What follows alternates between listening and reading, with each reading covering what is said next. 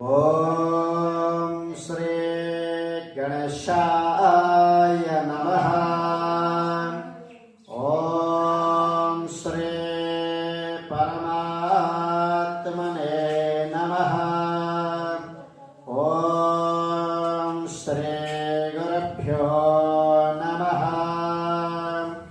ఓం శ్రీ పరమగురుభ్యో నమః. ఓం శ్రీ పరమేష్ఠీ గురుభ్యో నమః.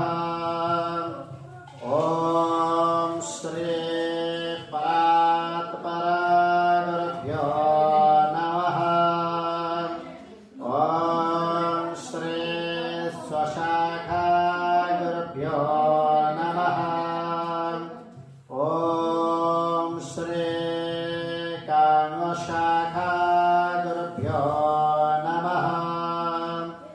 ఓం శ్రీ సర్వేభ్యో గురువర్యేభ్యో నమో నమః. ఓం వక్రతుండ మహాకాయ సూర్యకోటి సమప్రభ నిర్విఘ్నం కురు మే దేవ సర్వకార్యేషు సర్వదా.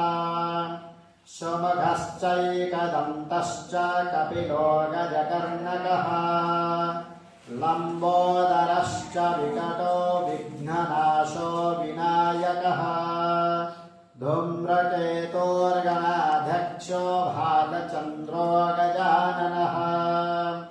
ద్వాదశైతాని నామాని యపఠः శృణుయాదపి విద్యారంభే వివాహే చ ప్రవేశే నిర్గమే తథా సంగ్రామే సంకటే చైవ విఘ్నస్తస్య న జాయతే.